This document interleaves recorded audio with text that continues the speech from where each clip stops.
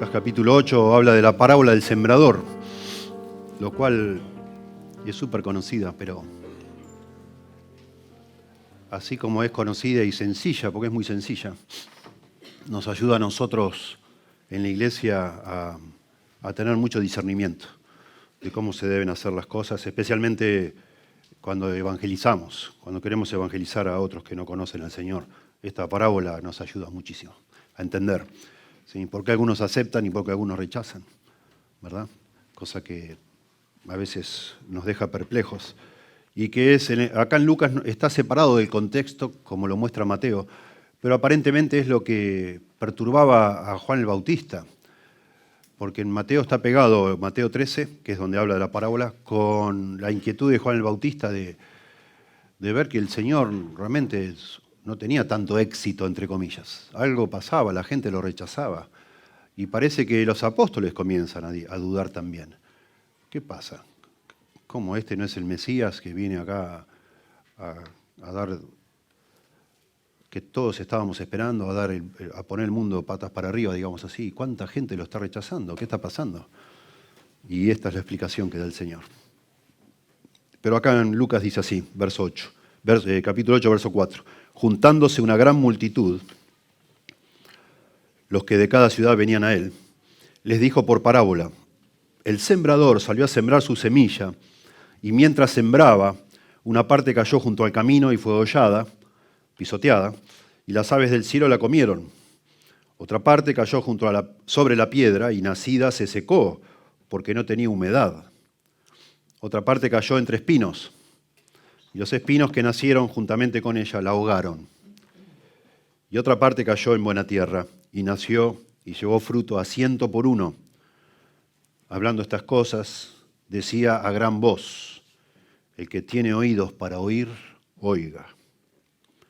Y sus discípulos le preguntaron diciendo: ¿qué significa esta parábola? Y él dijo: a vosotros os es dado conocer los misterios del reino de Dios, pero a los otros por parábolas, para que viendo no vean y oyendo no entiendan. Esta es pues la parábola. La semilla es la palabra de Dios, y los de junto al camino son los que oyen, y luego viene el diablo y quita de su corazón la palabra, para que no crean y se salven.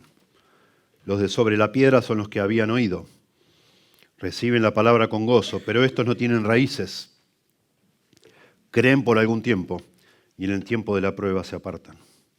La que cayó entre espinos, estos son los que oyen, pero oyéndose son ahogados por los afanes y las riquezas y los placeres de la vida y no llevan fruto.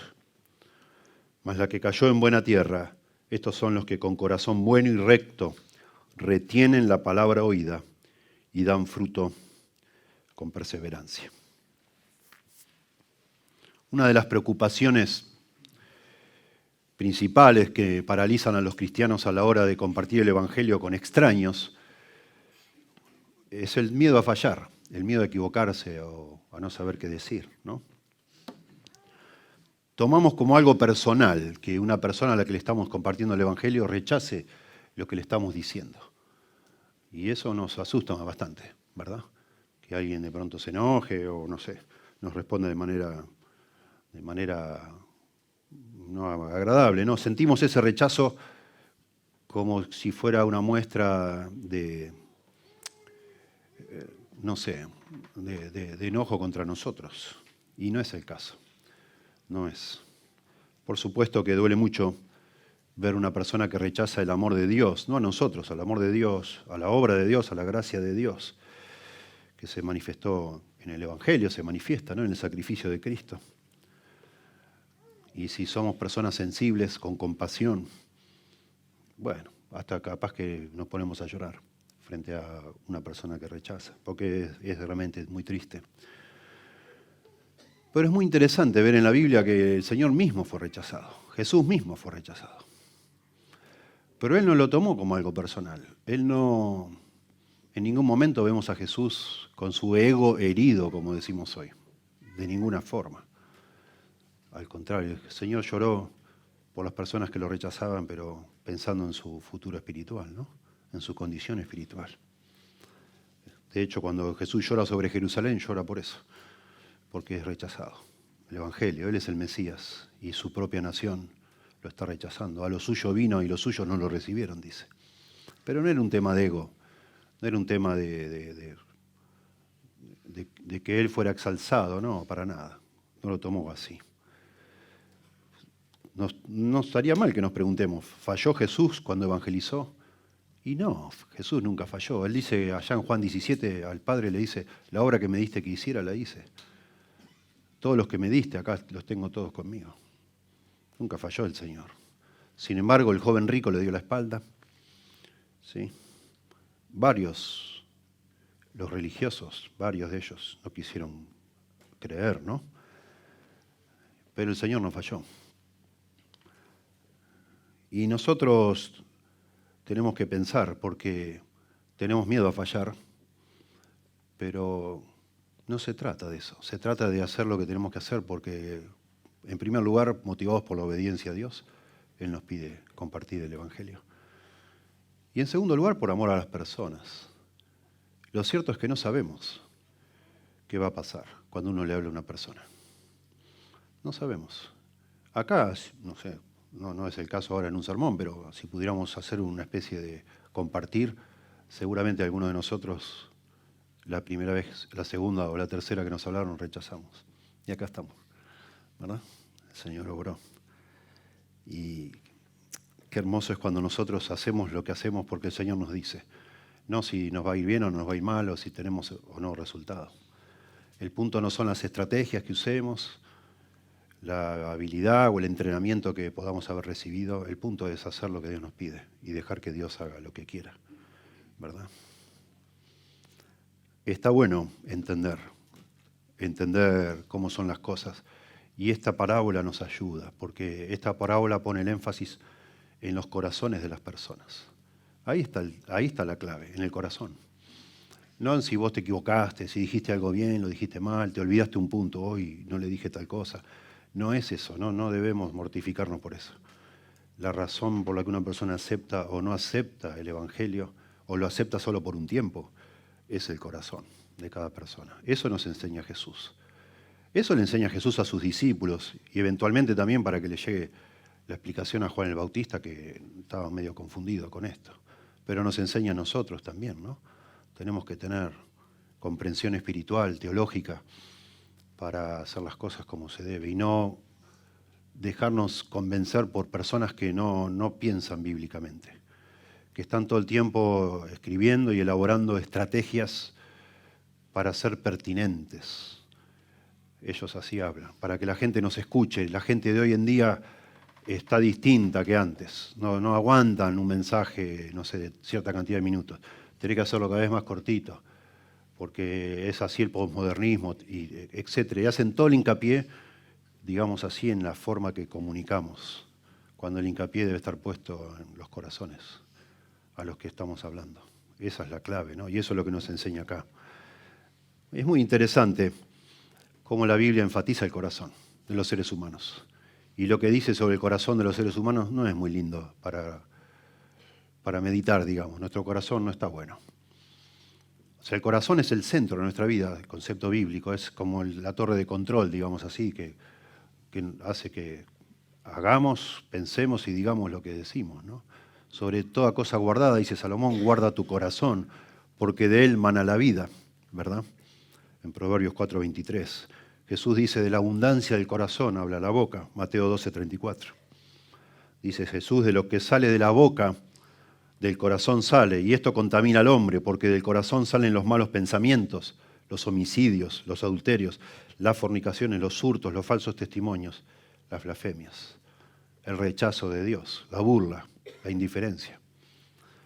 La Biblia describe el corazón rápido, no voy a decir las citas, pero como malo, corazón engañoso, corazón perverso, corazón malvado, corazón insensato, corazón de maldad, corazón imperfecto, corazón errante, corazón no arrepentido, corazón de incredulidad, corazón necio, corazón engañado, endurecido, corazón altivo, corazón codicioso, corazón entenebrecido, corazón idólatra, rebelde, perverso, falso y corazón engrosado, endurecido. Todos términos negativos que lo que hacen es subrayar enfatizar la depravación del corazón humano. Es tremendo. Y como se vino hablando al principio de este servicio, pronto nos damos cuenta nosotros que no podemos cambiar el corazón de nadie. Solo lo puede hacer Dios, el Espíritu Santo, usando el poder de la palabra de Dios, ¿verdad? Pero alguien tiene que decir la palabra de Dios, alguien tiene que hablar la palabra de Dios, para que el Espíritu Santo tome esa información que tiene poder, que es de la misma boca de Dios, y entre en un corazón y lo penetre, ¿verdad? Y discierna las intenciones y los pensamientos del corazón y en definitiva lo quebrante. En el contexto de ese pasaje que estoy diciendo, que es Hebreos 4:12, habla de los corazones de piedra. Así habla la Biblia, de que son nuestros corazones de piedra. Y no podemos ser salvos hasta que Dios nos quita ese corazón y nos da un corazón de carne, ¿verdad? Nos circuncida el corazón, dice la Biblia, hablando de manera también alusiva a la práctica de la circuncisión en el Antiguo Testamento, pero de una manera muy interesante, de que la verdad, la salvación nuestra, el hacernos cristianos, no viene sino con un cambio de corazón. El día que usted se hizo cristiano, o Dios lo hizo usted cristiano o cristiana, el día que me pasó a mí lo mismo, Dios me dio un nuevo corazón. Con este corazón que yo tenía no había caso. Y eso explica esta parábola, y vamos a tratar de desarrollarla, explicarla y también pensar en las implicaciones, ¿sí? Juntándose, dice el verso 4, esto es como un contexto, nos pone, digamos así, en órbita de lo que está pasando. Juntándose una gran multitud, y los que de cada ciudad venían a él, les dijo por parábola. Muy interesante, este es el escenario. Lucas, de manera muy sucinta, muy breve, dice que hay una gran multitud escuchando al Señor, y dice que esta multitud se forma por personas que vienen de distintas ciudades. La fama del Señor ya se había extendido un montón. Por un lado, gente no acepta, lo rechaza, pero por un lado lo siguen buscando por razones distintas, ¿no? Vemos quizás el punto máximo de esta situación de que gente lo busca a Jesús por cualquier motivo, no necesariamente por salvación. Lo vemos en la alimentación de los 5.000. Después que el Señor alimenta a 5.000 personas, lo siguen como loco por todos lados, ¿no? Querían, no sé, que iba a ser el gran panadero, no sé, el Señor Jesús, que iba a darles de comer todo el tiempo. Y el Señor ahí se vuelve y muchos dejan de seguirlo porque empieza a decir cosas muy duras, dice, ¿no? Una gran multitud. Pero interesante porque les empieza a hablar con parábolas. Hay un momento como de inflexión en el ministerio de Jesús, cuando Él justamente ve que la gente lo sigue por cualquier cosa, por cualquier motivo, que decide empezar a hablar por parábolas, para que oyendo no entiendan, no oigan y entiendan, para que la verdad espiritual solo la agarren algunos, no todos. Dice acá, es intencional. Para los suyos, los que Dios venía obrando por medio de su Espíritu, las parábolas iban a ser entendibles, pero para los que no tenían intereses espirituales no iban a entender nada, dice acá. Y cita a Isaías 6, que acabamos de leer hace un momento. El concepto de parábola, en griego parabolé, boleo o bolein, en griego es tirar algo. Para es tirar algo junto a. Para es junto a, ¿no? Parábola es algo que se tira o se arroja junto a otra cosa. Y eso hace como una especie de comparación, una especie de, ¿no? Siempre a mí me gusta pensar en una pelota, una pelota, que tirás contra una pared y la pelota queda tocando la pared, pero lo que toca la pared es un pedacito de la pelota. El resto está como de relleno, digamos así. Una parábola es toda una historia con un montón de detalles, pero lo que toma contacto con la realidad espiritual es solo una porción, un poquito, ¿verdad? Eso es lo que es una parábola. En este caso, esta parábola tiene muchos, sería más bien como una pelota desinflada, ¿no? Digamos que hay mucho más información que toca la verdad espiritual, porque cuando el Señor la explica empezamos a ver que la semilla es la palabra, bárbaro, ahí está el punto de contacto. Pero también empezaba a ver de que el que cae sobre un lugar es tal persona, el que cae sobre otro es tal persona. O sea, hay un montón de información que toma contacto con realidades espirituales. Pero todos los detalles, en realidad, en una comunidad agrícola como era Israel en esa época. Todos los detalles eran súper fáciles de entender para todo el mundo. Todo el mundo sabía de lo que estaba hablando el Señor en esta parábola, y en casi todas, digamos. El problema es que no todo el mundo tenía la capacidad de entender el significado de eso, ¿no? Si el Señor no lo revelaba. En Marcos, hablando también de este asunto, Jesús le dice a sus discípulos: a vosotros os es dado saber el misterio del reino de Dios. Marcos 4:11. Mas a los que están fuera, por parábolas, todas las cosas, para que viendo vean y no perciban, y oyendo oigan y no entiendan, para que no se conviertan, y les sean perdonados los pecados. Es tremendo. No voy a profundizar ahí, pero acá hay material para meditar y mucho. ¿Cómo el Señor va a decir eso? Que va a hablar de cierta forma para que no entiendan y así no se convierten y no sean perdonados. Tremendo. Tremendo. Esto habla de juicio. El Señor no a todos nos da la gracia de entender y creer. Y si vos entendés y crees, es una bendición. Y tenemos que dar gracias a Dios por eso. No sentirnos más que nadie, es todo de gracia. No merecemos nada. Y nos debe humillar, pero el hecho que a nosotros se nos haya abierto los ojos es una gracia de Dios. Porque uno ve y lo ve con lágrimas cuando uno quiere que otro vea, que otro entienda, y no hay caso. Y uno dice: wow, ¿cómo puede ser que no puedo hacer que mi papá, por ejemplo, vea las cosas como son y crea tantas mentiras? Es una gracia de Dios. Y estamos viviendo en épocas que coinciden también con la revelación bíblica, donde Dios dice que va a enviar un espíritu de mentira para que crean la mentira, porque nunca quisieron obedecer la verdad.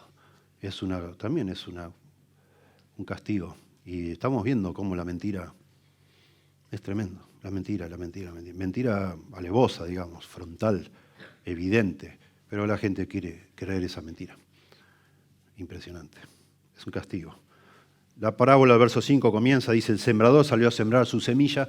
Esto es algo típico allá, tenían como una bandolera así sobre el cuerpo, llena de semillas, ¿no? Como un bolsito con semillas, y sembraban al voleo, ¿no? Iban tirando. Supongo que todo tiene una técnica, así que no, si uno va, nosotros nos ponemos una bolsa así, tiramos, capaz que quedan un montón de manchones sin semilla. Imagino que un sembrador sabría cómo tirarla para que quede parejo, ¿no? Que caiga en lo posible en todas partes. Pero era inevitable que cayera en lugares donde... O sea, es hasta el día de hoy, es más práctico tirar por todos lados que tratar de embocarle solo donde donde hay buena tierra. Entonces caía por todos lados.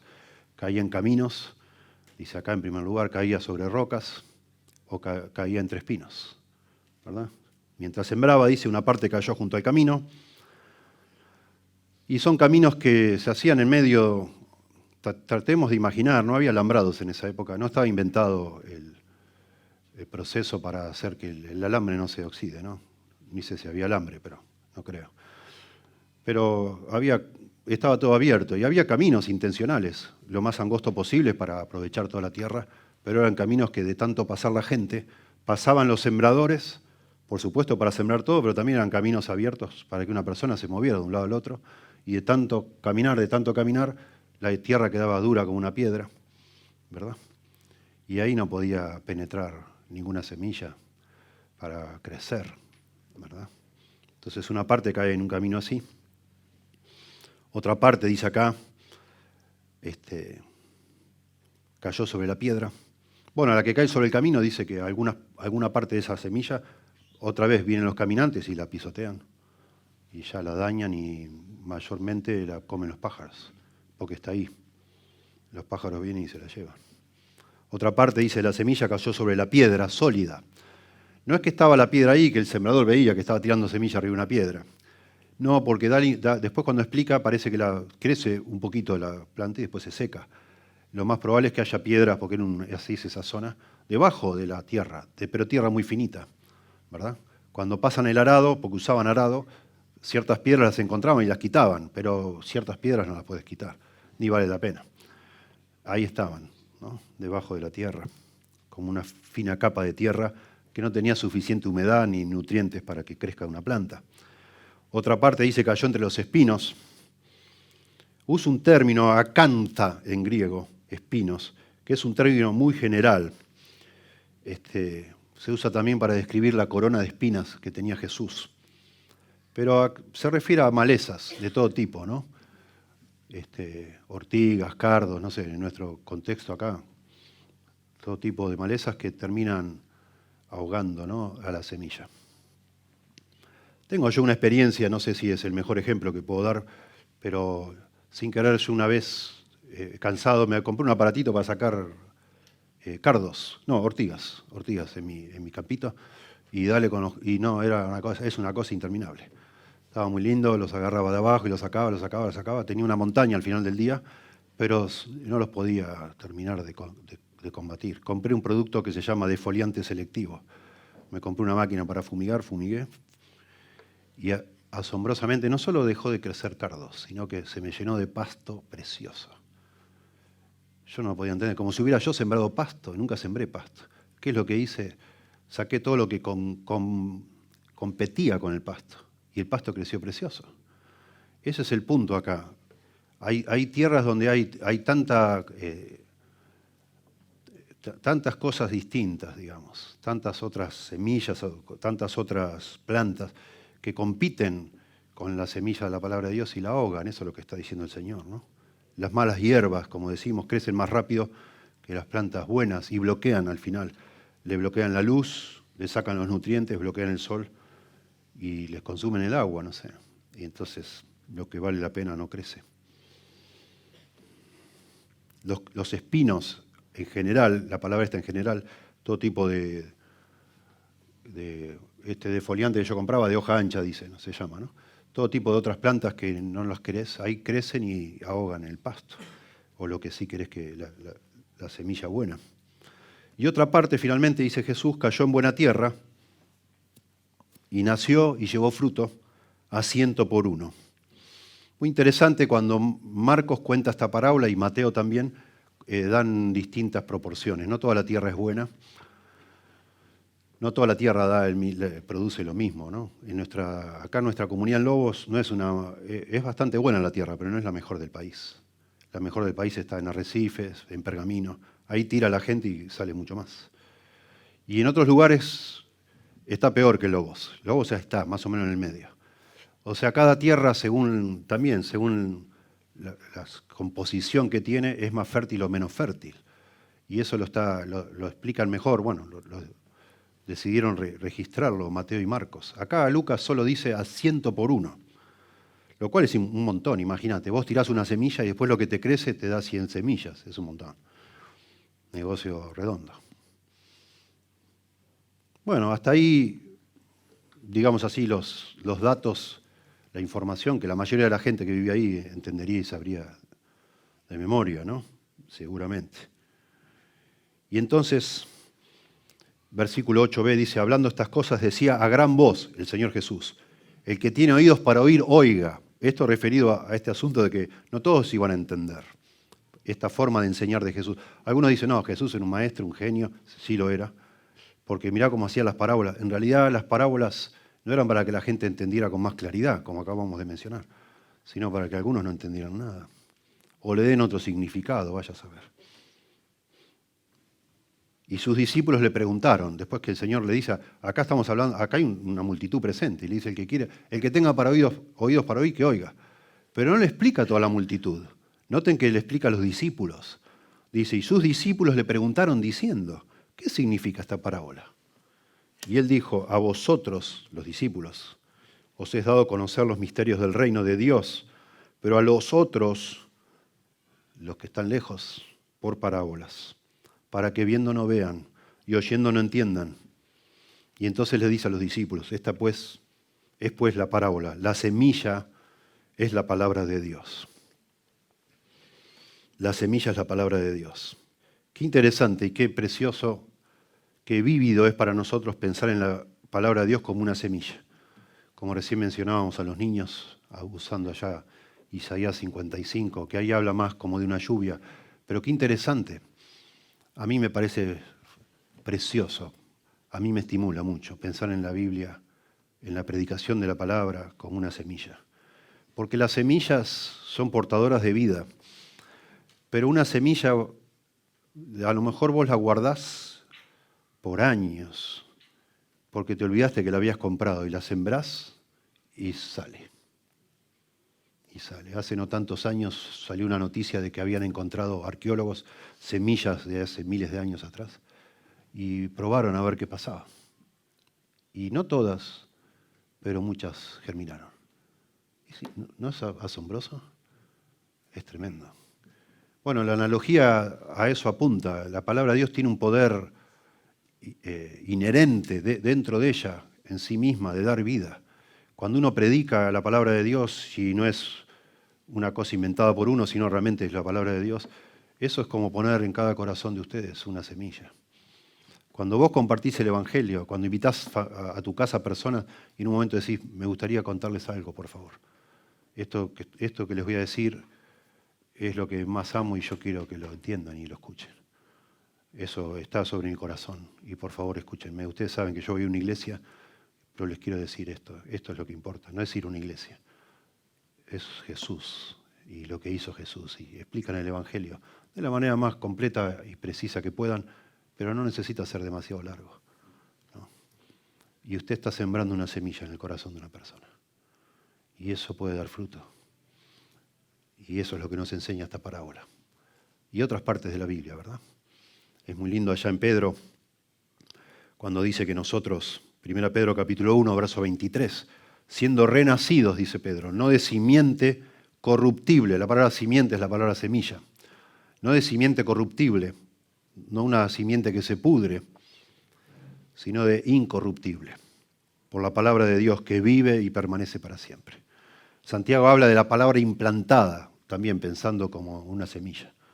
En algún momento, si nosotros pudiéramos analizar con cuidado cómo llegamos a la fe, en algún momento alguien sembró en tu corazón la semilla de la palabra de Dios y eso empezó a obrar. Y quizás eso pasó también cuando eras pequeño, no sabemos. Y después en algún momento alguien se acercó y alguien te plantó la semilla en tu corazón, otro se acercó y la regó y otro la cuidó, no sé. Pablo habla de eso en 1 Corintios 3, ¿se acuerdan? Yo planté, Apolo regó, pero el crecimiento lo ha dado Dios. Es interesante también, para animarnos en este asunto del temor a fallar. Uno dice, no fue mal, nadie aceptó nada. Tranquilo.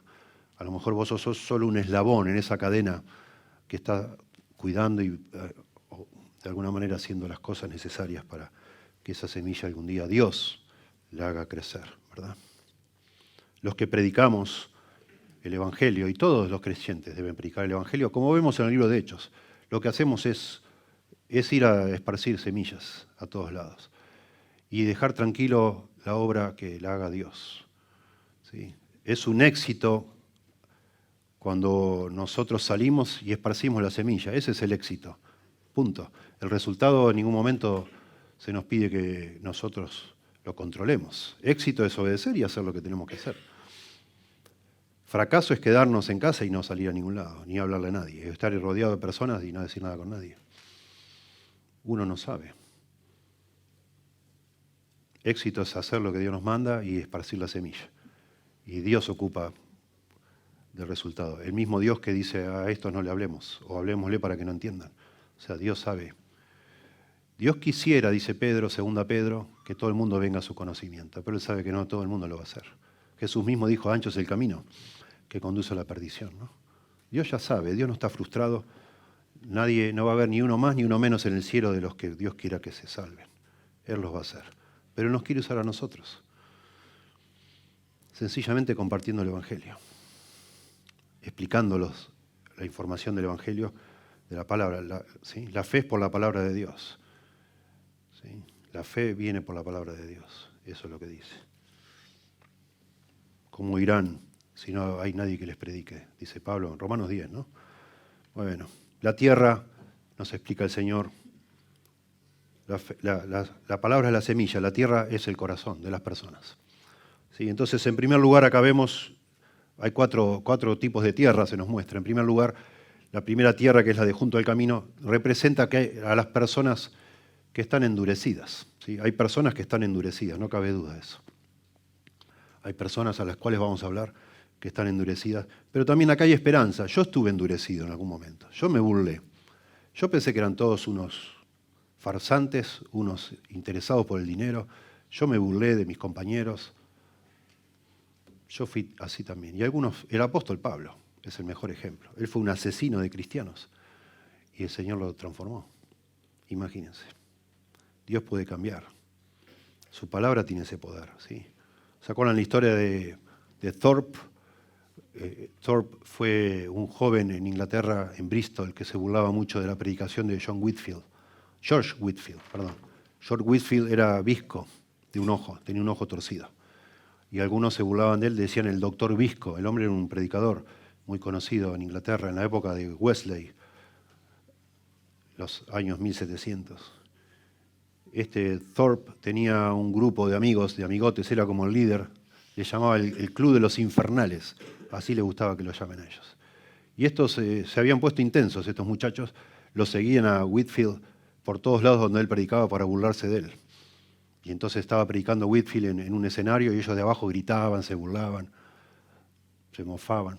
Un día estaba Thorpe en un bar, estaban tomando cerveza todos y estaban burlándose estaban haciendo, y se les ocurrió, medio tomaditos todos, se les ocurrió hacer un concurso a ver quién imitaba mejor a Whitefield, al doctor Visco.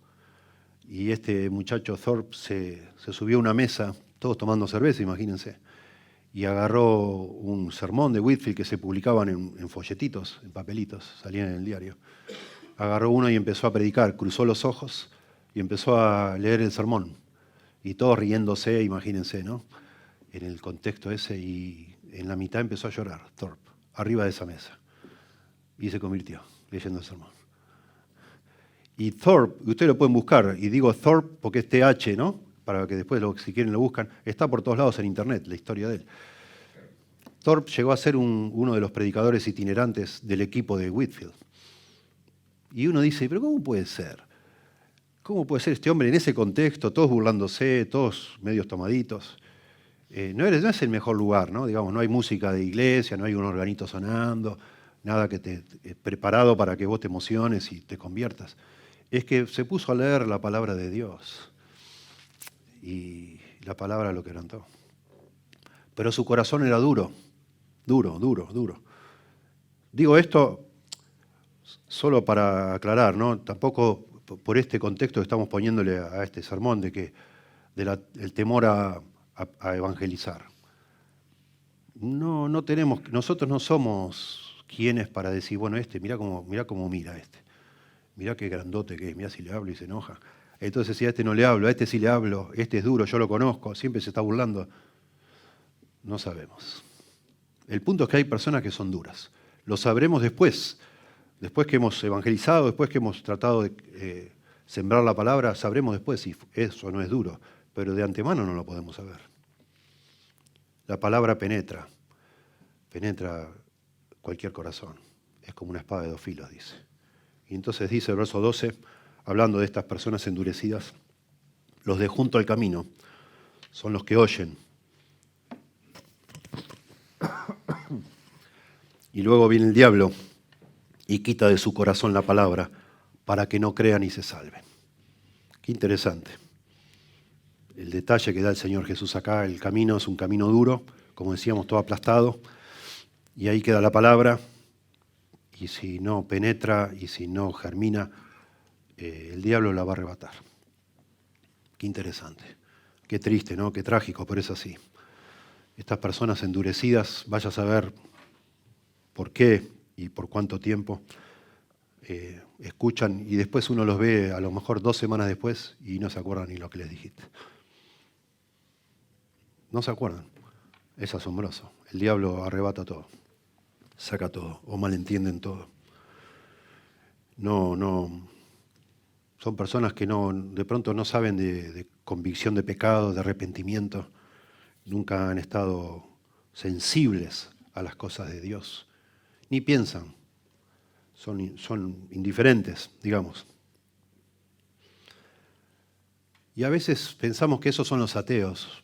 ¿Saben qué? Habitualmente personas así endurecidas son personas muy religiosas también. Hay personas que uno las ve y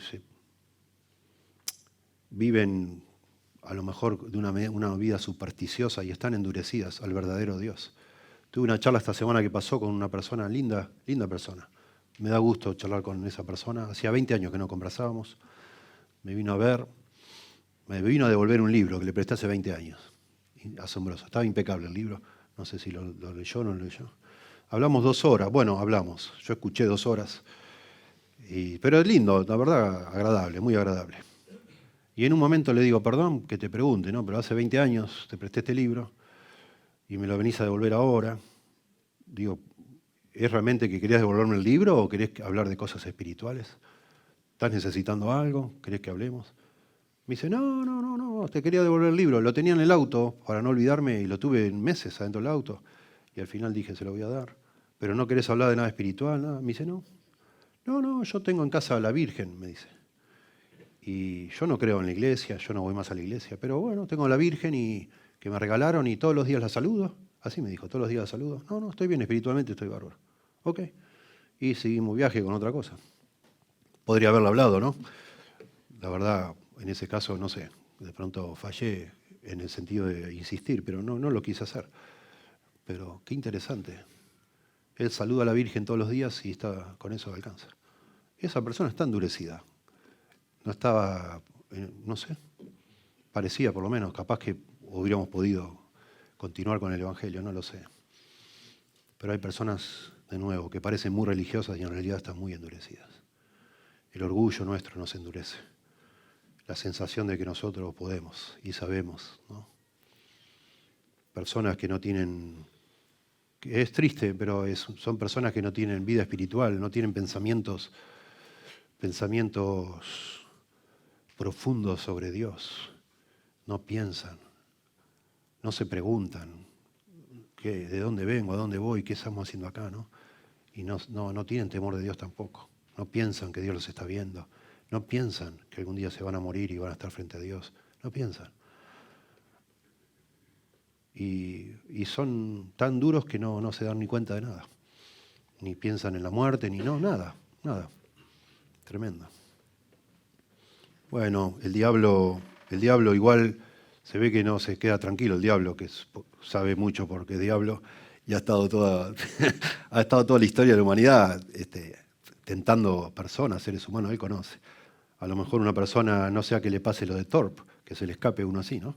Diciendo, no, este no se va a convertir nunca, deja que lea los sermones que quiera, no pasa nada. El diablo arrebata la palabra, dice acá. No vaya a ser que termine siendo un apóstol Pablo, ¿no? Y arrebata. Bueno, yo no sé, estoy hablando acá, yo no sé, a lo mejor acá hay una persona así. Sospecho que no, digo, ¿por qué estar acá, no? ¿Por qué razón vendría acá a la iglesia si es que realmente no le interesa nada? Salvo que te obliguen, a lo mejor acá el muchacho, alguna chica, jovencito está porque el papá le pide que venga. A lo mejor tu corazón es así. Ojalá no sea el caso, ¿no? Me daría tanta tristeza, mucha tristeza, que estés tan duro y que eso es una necedad, ¿verdad? Porque nosotros no venimos de la nada. Tenemos un creador y que ignoremos a nuestro creador es la cosa más necia que podemos hacer. Dice acá que el diablo arrebata la palabra para que no crean y se salven, para que no crean y se salven. Qué tremendo. Hay personas que han estado quizás toda una vida escuchando la palabra desde niños y aún así no crean y no se salven. Y en general la forma en que el diablo usa para arrebatar la palabra es el amor al pecado. ¿Sí? No puede coexistir en nuestro corazón un amor por la palabra junto con un amor por el pecado. Y hoy en día lo vemos y nos estremece a todos nosotros. Hoy en día vemos que chicos de muy chicos como los que estoy viendo acá delante mío, algunos ya, los papás quizás para que no les pase nada o porque le avisen por cualquier cosa, les dan un celular y ya ese celular tiene la capacidad de sacarte la mente de cualquier cosa que tenga que ver con Dios y solo distraerte. Y si es que no te metes en pornografía, ¿no? Que es una cosa espantosa para tu cerebro y para tu mente y tu corazón, ¿no? No sé. Pero el diablo utiliza el mundo entero está bajo el maligno, dice, para apartarnos de Dios, para distraernos, para atraernos. Cuando nos fuimos a vivir a Estados Unidos, yo le decía a mi familia, a mis hijos, yo estoy más preocupado, y a mi esposa, ¿no? Estoy más preocupado viviendo acá, en Estados Unidos, por la salud espiritual de nosotros como familia, que cuando vivíamos en Argentina. Porque en Argentina el mundo es muy feo. En los bailes, me decían mis alumnos, se emborrachan, vomitan, se ven cosas muy feas en los boliches. Acá es todo color de rosa en este país. El mundo es hermoso. Los jóvenes van al cine, los cristianos van al cine, van a tomar algo, ¿sí?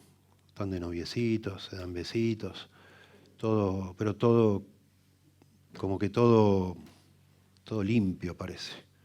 Si un policía te ve en horario de la escuela caminando por la calle y no estás en la escuela, para el patrullero y te lleva a la escuela. Es tremendo. Te lleva a la escuela el policía. Aunque no tengas guardapolvo ni nada, te lleva, porque no puede haber un joven en horario de escuela caminando por la calle. Si estás con una cerveza en la mano en la calle, te paran y te piden que te la envuelvas con algo, no podés tener una bebida en la mano. No podés. Todo está hermoso, pero todo está repodrido. No. Y entonces los hijos de pronto dicen, papá, pero no es esto, ¿qué tiene de malo? ¿Pero qué pasa? Y tiene todo, el mundo entero está bajo el maligno. Y el diablo usa el mundo para arrebatar la palabra de nuestros corazones, de alguna u otra manera. En segundo lugar, verso 13, hay personas que responden al Evangelio por razones equivocadas. O sea, responden positivamente por razones equivocadas. Esta es la tierra rocosa, digámoslo. Los de sobre la piedra, dice Jesús, verso 13, son los que habiendo oído, reciben la palabra con gozo. Qué interesante. Pero estos no tienen raíces. Creen por algún tiempo y en el tiempo de la prueba se apartan. Yo digo que estos son las personas que responden al Evangelio por razones equivocadas, ¿no? Quizás un quebranto financiero, un problema de salud, a lo mejor un tema emocional o sentimental, y entonces vienen a la iglesia a buscar a Dios, entre comillas, a buscar a Dios, para que Dios les arregle ese problema. Y escuchan testimonios y saben que hay personas que antes tenían dificultades y vinieron al Señor y el Señor los ayudó. Entonces vienen y abrazan al Señor y felices de la vida, ¿no? Contentos. Piensan que, bueno, todo va a cambiar y va a mejorar, que Dios los va a ayudar. Les va a dar un trabajo, les va a hacer volver a la esposa que se fue, les va a dar victoria sobre alguna tentación, cualquiera sea, etc. Y entonces se van contentos, están felices, están con la Biblia, estudian, están con gente que no habla malas palabras, que son lindas, que se preocupan, que se interesan. Están en una nueva vida. Estamos acá, esto es una burbuja en medio de este mundo, ¿no? Así somos, como el arca de Noé. Así dibujaban los cristianos primitivos en las paredes. Se veían ellos mismos como un arca de Noé. La iglesia es como un arca de Noé. Estamos, digamos, como a salvo acá, frente a todas las cosas tan feas de este mundo. Y dice, qué lindo, esto me empieza a cambiar la vida. Una persona que empieza a reunirse con nosotros, aunque no se convierta al Señor, después de 2 o 3 meses podría dar un testimonio que su vida mejoró, cambió. Porque está con gente re linda. Porque el Señor nos va haciendo gente linda. Porque no somos demasiado lindos nosotros mismos, ¿verdad? Pero bueno, creen por un tiempo, dice acá. La raíz esa no tiene demasiada profundidad. Debajo de esa capita de tierra había una roca. Y no había nutriente, no había nada. Y lamentablemente esas personas al poco tiempo, cuando viene la prueba, porque ser cristiano sí nos cambia la vida, sí nos da una esperanza, una razón de vivir, la certeza del perdón de pecado, nos quita la culpa. Tantas cosas hermosas pasan cuando uno verdaderamente es convertido al cristianismo. El Señor viene a nuestro corazón y nos transforma, ¿no? Pero también vienen junto con eso dificultades, persecuciones, pruebas. El Señor usa las pruebas para producir ese fruto en nuestra vida. Y entonces dice que en el tiempo de la prueba se apartan. El gozo es un fruto espiritual, ¿sí? Amor, gozo, paz, paciencia, benignidad. El fruto del Espíritu, ¿no? Gálatas 5, 22 y 23. Pero el gozo no es una evidencia de que alguien es salvo. No necesariamente. Según la Biblia, la evidencia principal es la perseverancia en la fe. Que alguien tenga gozo, que sienta que todo va a salir bien y que va todo a cambiar, no es un fruto espiritual. No se ve así en la Biblia, ¿no? A veces como un efecto placebo que se dice, estamos contentos porque, bueno, parece que tenemos esperanza y ponemos esperanza en eso, como si hubieras empezado, no sé, a tomar crotoxina, yo qué sé. Después te das cuenta que no funciona, o te parece que no funciona, porque no recibiste a Cristo como el Señor exige, que es por medio de una humillación, un quebranto, un arrepentimiento y fe en Él. Dice el Señor, si vosotros permanecierais en mi palabra, seréis verdaderamente mis discípulos. Juan 8:31. Permanecer. ¿Sí? Colosenses 1:23, Pablo habla de los creyentes que están fundados y firmes en la fe y que no se alejarán de la esperanza del Evangelio que habían oído. Perseverancia. El escritor de Hebreos también le dice a sus lectores, somos hechos participantes de Cristo con tal que retengamos firme hasta el fin nuestra confianza del principio. Bueno, a menudo personas responden al Evangelio por causas equivocadas y eso no tiene duración, ¿verdad?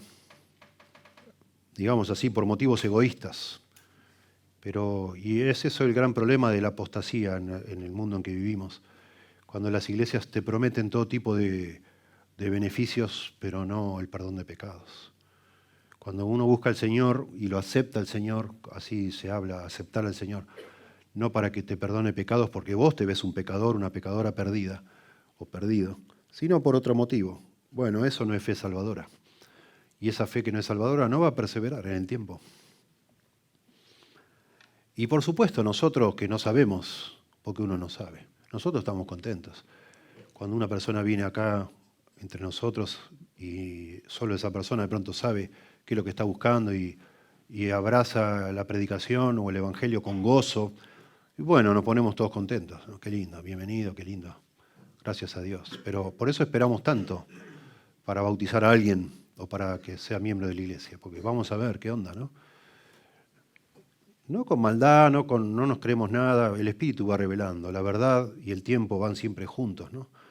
Con el tiempo vemos realmente si esa persona es de verdad abrazó al Señor, porque va a empezar a haber problemas por eso. Porque el diablo, de nuevo, está detrás y la familia va a empezar a oponerse y problemas vas a empezar a tener y bueno. Y no te va a funcionar, porque el Señor nos cambia la vida, pero solo cuando de verdad venimos a Él como Él pide, arrepintiéndonos de verdad, de corazón y abrazándolo con fe. Cuando venimos por otro motivo, no va a funcionar, esto no es una técnica, no es una sugestión. No, el Señor existe y el Señor viene a vivir a nuestro corazón cuando de verdad nos humillamos como Él nos pide, no de otra forma. Entonces al final se desilusionan y se van. Y empiezan a ver todo horizontal, ¿no? Dicen, acá hay mucha hipocresía, acá no hay amor, acá dicen que hay esto, no, pero es mentira. En todos lados del mundo pasa lo mismo.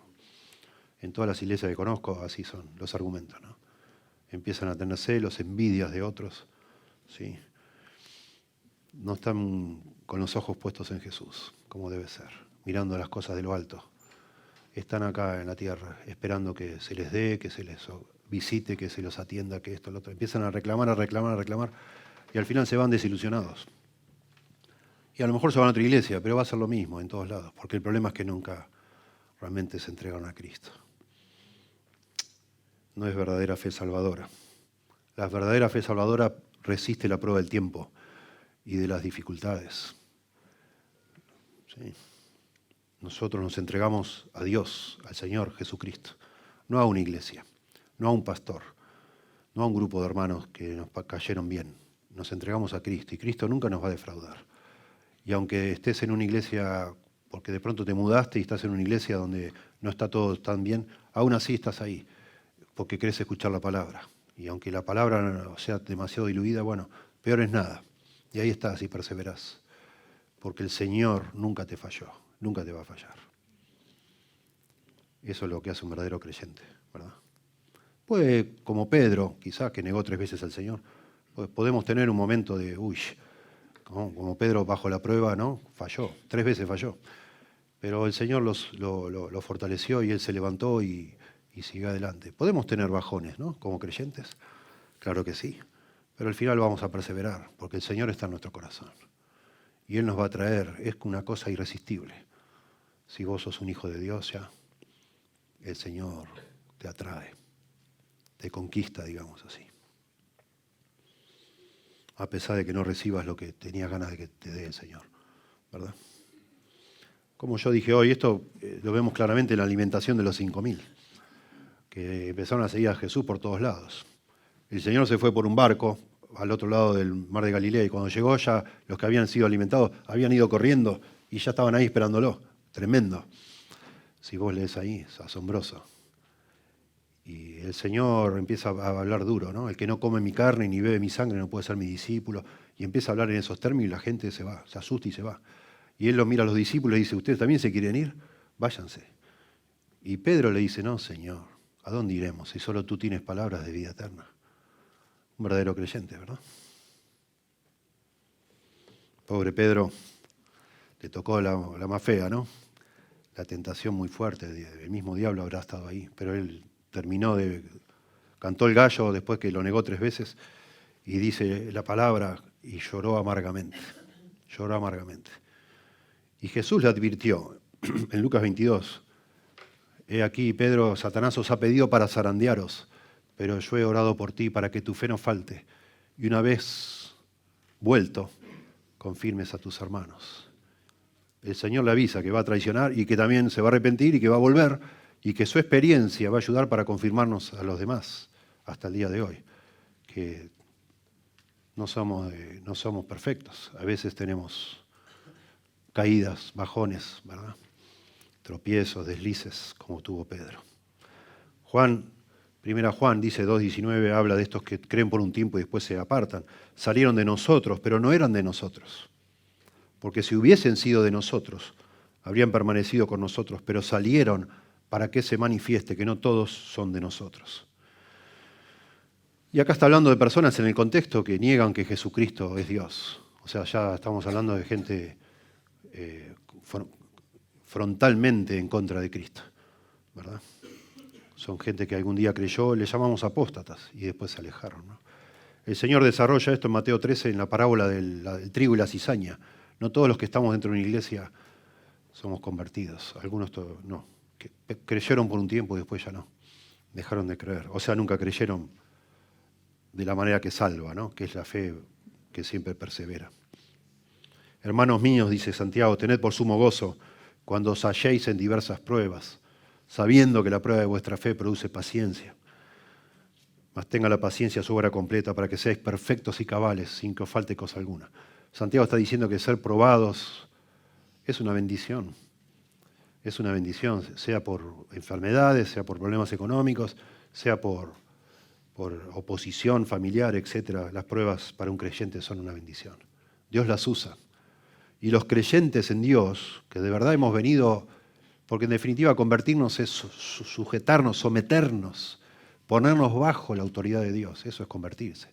Es reconocer con humildad de que Dios tiene razón y nosotros no, eso es arrepentimiento.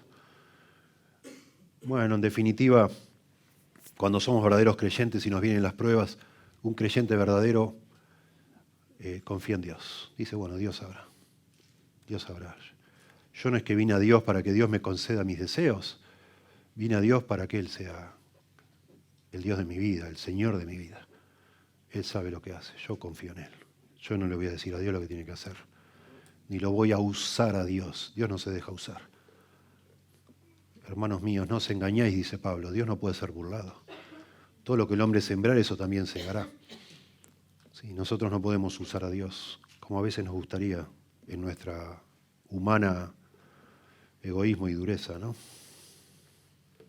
Pablo dice, de buena gana me gloriaré, estoy hablando de las pruebas que hacen que un cristiano así se aparte. De buena gana me gloriaré más bien en mis debilidades, para que repose sobre mí el poder de Cristo. Por lo cual, por amor a Cristo, me gozo en las debilidades, en afrentas, en necesidades, en persecuciones, en angustias, porque cuando soy débil entonces soy fuerte, etcétera. Está lleno la Biblia de esto. Esa es la enseñanza de la Biblia. En ningún lado en la Biblia se nos enseña que vamos a parar de sufrir, pare de sufrir. Eso es un engaño, mentira. Una persona que se acerca a Dios para parar de sufrir se va a sentir desilusionado. Claro, el sistema está armado para hacerte creer que la culpa es tuya. Si seguís sufriendo, te faltó fe. Tenés que pactar, tenés que dar más dinero, etcétera, etcétera. No es lo que la Biblia enseña. De ninguna forma. El Dios de toda gracia, dice Pedro, que nos llamó a su gloria eterna en Jesucristo, después que hayáis padecido un poco de tiempo, Él mismo os perfeccione, afirme, fortalezca y establezca. Claro, a la luz de la eternidad, lo que padecemos acá es un poco de tiempo. Y es lo que nos toca. Y no es que falló el Evangelio. Nunca el Evangelio promete que nos va a ir todo bien, ¿no? Cuando las pruebas y los sufrimientos vienen, revelan si la fe es verdadera o superficial. Las mismas pruebas que perfeccionan la justicia en los creyentes, endurecen a los incrédulos en su pecado. En tercer lugar, hay personas que están enamoradas de las cosas del mundo. Hay personas endurecidas, hay personas que creen por motivos equivocados, y hay personas que están enamoradas del mundo, ¿no? La tierra espinosa, la que cayó entre espinos, verso 14. Estos son los que oyen, pero oyéndose son ahogados por los afanes y las riquezas y los placeres de la vida y no llevan fruto. En estas personas, al poco tiempo de haber creído, la palabra es ahogada, no ya por las pruebas, sino por las posesiones, ¿sí? Por el placer, por el deseo de pasar la bomba, digamos, de disfrutar de la vida. Parece una tierra buena, otra vez, porque no nos damos cuenta, no vemos piedra, pero allí de manera invisible están semillas también de espinos, dice acá. La tierra no está apisonada, es profunda, no está llena de piedras, no hay rocas por debajo, pero hay impurezas que no se ven. Es cuestión de tiempo otra vez, que empiecen a crecer y que ahoguen la palabra. Qué triste. Explica un montón de cosas esto, no sé si ustedes están pensando. Explica por qué en una iglesia después de un tiempo hay gente que no desapareció, no la vemos más. Y no es porque se mudó. O sí se mudó, pero tampoco va a ningún lado. Están en otra. ¿Sí? Quizá uno creyó siendo un joven y después se llenó de dinero, pongamos, le fue muy bien y ya está. Ya no necesita al Señor. Las posesiones, los afanes de este mundo, las riquezas, dice acá, y los placeres de la vida. En Mateo describe de otra manera, después fíjense, Mateo 13:22, pero está hablando de distintas, digamos así, espinos, entre comillas, que ahogan la palabra, que tienen que ver con las cosas de este mundo. Nadie puede servir, dijo Jesús, a Dios y a las riquezas. Mateo 6:24. Una cosa o la otra. No podemos tener dos amos. Y si nos enamoramos, no está mal tener riquezas. Pablo habla a los ricos de este mundo en Timoteo, 1 Timoteo 5. El problema es que las ames. Cuando empezamos a amar las cosas de este mundo, nuestro corazón no puede amar a Dios a la misma vez. O amas a uno o al otro. Y eso va ahogando la palabra, las cosas de este mundo, ¿sí? Y tenemos que vigilar, tenemos que ser sobrios y velar, porque fácilmente nos vamos desviando, deslizando. Algunos creyentes están ansiosos, completamente consumidos por todos los asuntos políticos, por ejemplo. Son cosas de este mundo, tranquilo. El Señor no se durmió. El Señor sigue gobernando. Poné tu mente, poné tu foco en las cosas del Señor, porque cuando querés acordar, empezás a tener reacciones y actitudes que no son de un creyente. Aunque sos un creyente, pero no podés vivir pensando en las cosas de este mundo, afanándote por las cosas de este mundo. Esos afanes terminan ahogando la palabra y ya no hay fruto espiritual en tu vida. Dice 1 Timoteo 6:9, los que quieren enriquecerse caen en tentación y lazo y en muchas codicias necias y dañosas que hunden a los hombres en destrucción y perdición. Jesús habló más de dinero que de cualquier otro tema, porque el dinero en definitiva es el que más compite en nuestro corazón con la lealtad a Dios, el amor a Dios. Y tenemos que tener cuidado. No es que el que tiene dinero, otra vez, si no tenés el afán por el dinero, te puede alejar del Señor. No améis al mundo, dice Juan, 1 Juan 2:15, ni las cosas que están en el mundo. Si alguno ama al mundo, el amor del Padre no está en él. O una cosa o la otra. Porque lo que hay en el mundo, los deseos de la carne, los deseos de los ojos y la vanagloria de la vida no provienen del Padre, sino del mundo. Y el mundo pasa y sus deseos, pero el que hace la voluntad de Dios permanece para siempre. No hay nada malo, de nuevo, en disfrutar si Dios nos concede más de lo que necesitamos. No hay nada malo en hacerlo, podemos disfrutar, pero tenemos que tener cuidado. Siempre tenemos que tener cuidado de que esas posesiones no nos posean a nosotros, ¿verdad? La prioridad siempre es buscar primeramente el reino de Dios y su justicia. Y todas estas cosas, dice Jesús, nos serán añadidas. Mateo 6:33. ¿Sí? Tenemos que vigilar nuestro corazón. Claro que sí. Yo como pastor no sé, no sé. No sé si hay un límite. Nosotros, por supuesto, aprendemos de la experiencia, pero no le damos valor autoritativo a nuestra experiencia. Yo no sé cuánto tiempo una persona puede fingir o aún engañarse a sí mismo como que es un cristiano y no lo es. Yo no lo sé. No lo sé. Yo no dejo de asombrarme cuando personas después de años de fidelidad se alejan del Señor y niegan al Señor. Yo digo, ¿qué pasó acá, no? La salvación no se pierde. No se pierde. La conclusión es que esa persona nunca fue salva.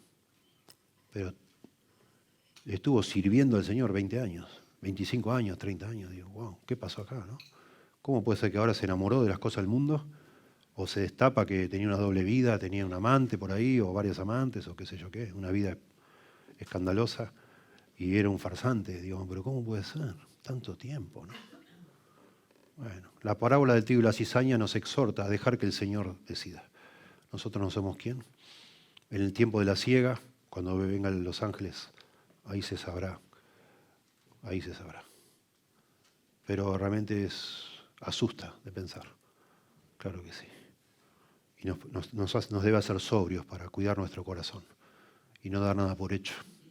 Cuidarlo, como se cuida un terreno interminablemente, digamos. Lo que un día fue algo próspero, fructífero, todo hoy puede ser un baldío completamente lleno de espinas y de cualquier cosa, porque nadie lo cuidó.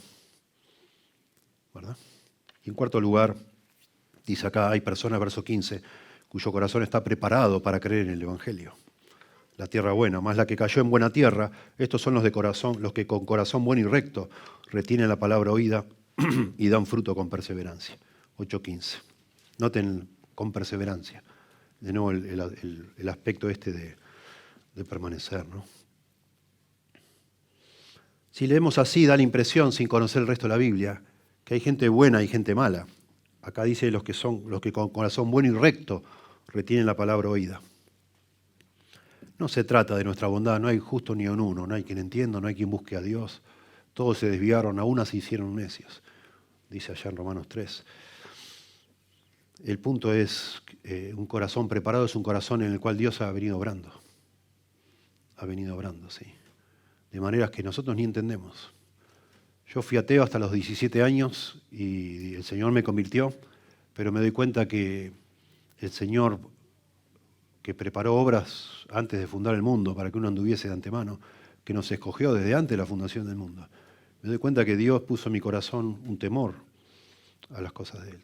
Sí era ateo, sí negaba a Dios, pero empezó a surgir en mi corazón en la adolescencia cierto temor de Dios que Dios puso en mí y un deseo de leer la Biblia que no lo puedo ni explicar, ni entender. Y compré una Biblia y leí, y el Señor me obró, y estaba en un boliche bailable, y estaba ahí diciendo, ¿qué hago yo acá? Esto no es para mí. Y no sé por qué, mis amigos me decían, vos estás loco, dejate hinchar. Pero yo no entendía nada, pero no estaba cómodo. Dios estaba obrando. Y al final un buen día no me convertí todavía, pero dejé ir, dije, no voy más a esos lugares. Yo nadaba y me hacía mal también trasnochar. Empecé a ir a nadar hasta los domingos. Mi entrenador me decía, vení, no pasa nada. Él estaba ahí también. Me dice, sí, nadá ahí, tranquilo. No es necesario, Alejandro, descansá un día a la semana. No, está bien. Al final mi ídolo fue eso, ¿no? Que no me daba cuenta yo hasta que conocí al Señor, pero ya no quería vivir como los demás, ¿no? No estaba satisfecho. El Señor estaba obrando. Mi corazón, de alguna manera, estaba preparado. Y sí me hablaron del Evangelio, 3 veces antes que yo me convirtiera y no, pensé que me querían engañar. Pensé que me iba a meter en una secta y lo rechacé. Pero algo de lo que me hablaron quedó ahí en mi corazón. Interesante. Una cosa que me dijo una persona que ya no... Yo bajé dos paradas antes del colectivo. Tenía miedo que me siguiera hasta mi casa. Digo, Soné, si este sabe dónde vivo... Y bajé 2 paradas antes. Bajé en la Quinta Presidencial, me acuerdo. Y fingí que me iba por otro lado. Y el flaco me seguía hablando. Digo, uy, no. Al final paré en una esquina y en esa esquina me contó lo que era una ilustración de lo que es la fe verdadera y la fe falsa. Y me voló la cabeza. Y fue una bendición. Después, el día que me convertí, empecé a congregarme en una iglesia y lo reconocí a ese muchacho. Y nos reíamos, le digo, yo bajé dos paradas antes, pero me hubieras dejado tranquilo, digo, me perseguiste por todos lados. Ya no sabía por dónde meterme, ahí dando vuelta en el barrio. Nos reíamos, pero Dios lo usó. Pero mi corazón, de alguna manera, Dios lo preparó de tal manera, y eso es en cada caso, que ninguno de nosotros nos podemos jactar, decir, qué maestro, yo fui humilde y creí. No, gracias a Dios, Señor, gracias. Gracias que pude entender. Y me humillé. Gracias, Señor. ¿Verdad? Muchas gracias. Y esa es nuestra angustia como padres a veces, tratar de leer en el corazón de nuestros hijos si su corazón es o no es receptivo. Y no lo sabemos. Y a veces decimos, este es una piedra, porque no se arrepiente de nada, nunca pide perdón, nunca se siente culpable de nada y querés trabajar como padre, ¿no? Y hablás y explicás despacito, porque no somos Dios nosotros, pretendiendo que Dios nos use, como yo explicaba al principio. Y la Biblia se nos exhorta a los papás a criar a nuestros hijos en el temor del Señor, en el camino de Dios. Se exalta a la abuela y a la mamá de Timoteo, porque cuando Pablo llegó ahí a Listra, Timoteo tendría unos 15 años, calculan los estudiosos, y Pablo predicó y Timoteo se prendió fuego. Y siguió a Pablo por todos lados y fue su gran discípulo. Y la misma Biblia da testimonio que la clave ahí fue la abuela Loida y su mamá. Su mamá y la abuela. Tremendo. Tremendo. Y da frutos. Esta persona da frutos. Acá dice hasta 100 por 1, o sea, empezamos a ver fruto. La Biblia habla del fruto, habla del fruto del Espíritu, como hoy decíamos, amor, gozo, paciencia, fe, mansedumbre, templanza, etc. Empezamos a ver frutos espirituales en una persona convertida. Precioso. En actitudes, en acciones, en intenciones, ¿verdad? Qué belleza. Bueno, terminamos con unas implicaciones, solo repasamos, ¿no? Hay 4 tipos de personas, según esta parábola. Las personas endurecidas, como los del camino. Las personas que responden al Evangelio por razones equivocadas, que creen por un tiempo, con gozo, qué lindos, nos alegran a todos, en un sentido, estamos todos festejando un buen día, nos dan la espalda, o da la espalda al Señor. Hay personas que están enamoradas de las cosas de este mundo, y esas cosas ahogan la palabra, tengamos cuidado, hermanos. Y hay personas cuyo corazón está preparado para creer el Evangelio. Gracias a Dios por eso. El tema es que no sabemos, de manera que la exhortación es a tratar de llenar de semillas por todos lados donde podamos, ¿verdad? Y esto, más que nada, la implicación que tiene es la manera que evangelizamos. Yo no tengo que seguir una persona por todos lados hasta que por fin diga, bueno, me rindo, ¿no? O tratar de ver dónde vive, así le empiezo a hinchar, no. La implicación de esto es que no se trata de nosotros manipular a nadie, presionar, insistir, enchufar a prepo, nada, no. Porque la clave es el corazón. ¿Y qué podemos hacer nosotros por el corazón de otra persona? Nada. Para nada. De pronto nuestro testimonio ayuda para que otro esté dispuesto a escuchar, porque nos ve que no somos bandidos, digamos así. No somos una secta, no es un culto esto. Somos personas, al contrario, que vivimos mejor, tenemos familias hermosas, nuestros hijos crecen amados, etcétera. Todo eso puede, sin duda, eso puede ayudar a que una persona baje ciertas barreras. Pero lo único que cambia el corazón es la palabra de Dios, que penetra como una espada de 2 filos. De manera que es inescapable que en algún momento abramos la boca y tengamos que explicar el contenido del Evangelio. Yo me exhorto a mí mismo y te exhorto a vos, a cada uno de ustedes, a ser más intencional hablando del Evangelio. Aunque no lo puedas explicar completo, pero tenemos que hablar de las virtudes de aquel que nos llamó, Jesucristo, dice Pedro, el que nos llamó, ¿no? A su luz admirable, hablar del pecado, hablar en fin, de cómo la Biblia nos ve, cómo Dios nos ve, según lo que dice la Biblia, y hablar del Salvador, de lo que hizo Cristo y el significado de esa obra. Eso es lo que puede cambiar un corazón. La salvación, aparte del Evangelio, no es salvación, es una fe espuria que no va a durar demasiado, ¿sí? El factor predominante o determinante en cómo las personas responden al Evangelio tiene que ver con las influencias que prevalecen y dominan sus corazones. ¿Sí? Y eso solo lo puede cambiar la palabra de Dios, que penetra, ¿verdad?, hasta partir el alma, según Efesios 4:12. ¿Sí? Los creyentes deben presentar el mensaje completo de salvación, no solamente enfocarse en las bendiciones que produce. Antes de que las personas puedan experimentar esas bendiciones, esto dice el pastor MacArthur, deben comprender la realidad de que son pecadoras y que enfrentan la ira de Dios y el juicio eterno. Deben reconocer que su única esperanza yace en la salvación que Él ha provisto por medio de la muerte expiatoria de su Hijo. Por tanto, los cristianos deben explicar el pecado a los perdidos antes de presentar la compasiva oferta divina de perdón. No nos queda otra, hay que explicar. Y en la buena tierra va a responder. Y lo que hoy es tierra dura, a lo mejor algún día sea blanda, porque la palabra empezó a hacer algo, ¿verdad? Que el Señor nos use. Y por supuesto, todo esto lo podemos aplicar a nuestro corazón para examinarnos, porque siempre está esa duda, ¿no? ¿Será que mi fe es esa fe que va a perseverar hasta el fin? ¿Perseveraré yo hasta el fin? ¿Qué haría yo si me ponen un arma en la cabeza? ¿Negaría al Señor? ¿O diría, bueno, yo no voy, lo que sea que pase, pasará, yo no voy a negar al Señor que me salvó, etcétera, ¿no? ¿Será que perseveraré en la fe? Son preguntas que uno se hace como cristiano. Yo siempre me pregunté, porque nunca tuvimos necesidad, Dios suplió siempre, pero nunca tuvimos exceso. Digo, ¿qué pasará si algún día tengo más de lo que necesito? ¿Será que mi corazón se irá tras ello? Bueno, son preguntas que uno se hace, ¿no? ¿Será que mi fe se va ahogada por esas cosas? ¿Qué será irnos a vivir a Estados Unidos? ¿Será que nos enamoraremos de todas esas cosas, del primer mundo, yo qué sé? Bueno, cosas que uno duda, porque no sabe, hasta que no es probado, no sabe, ¿verdad? De manera que está bueno que pensemos, que todos pensemos, si nuestra fe es genuina, ¿no? Nunca hemos vivido un tiempo tan lindo en esta iglesia como ahora, en una comunión hermosa. Eso es peligroso también, porque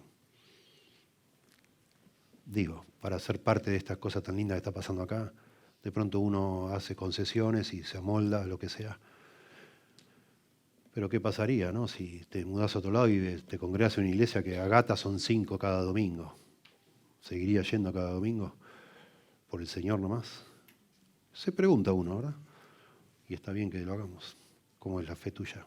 ¿Cómo es mi fe en el Señor, si es una fe genuina?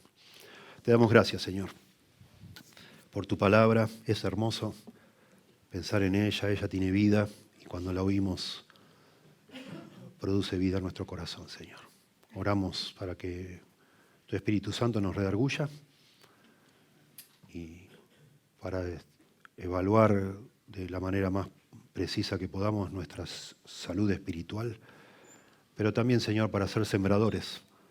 Ayúdanos, Señor, a despojarnos de cualquier temor que tiene más que ver con nuestro ego, nuestra preocupación por qué pensarán los demás de nosotros y no de ti, Señor. Ayúdanos a morir a nosotros mismos para ser mejores testigos a personas que hoy están perdidas y necesitan escuchar de ti, Señor. Aunque no se conviertan, tú sabes, Señor, pero tú quieres que toda la humanidad entienda y conozca qué es lo que has hecho tú, quién eres tú, qué has hecho y por qué lo has hecho, Señor. Ayúdanos a motivarnos con ese pensamiento de que estamos haciendo lo que a ti te agrada. Tú que moriste desnudo en una cruz, sufriste la vergüenza más grande, que nosotros ahora, tus seguidores, podamos renunciar, morir a esa vergüenza y dar testimonios valientes de ti, Señor. Te rogamos en el nombre de Jesús.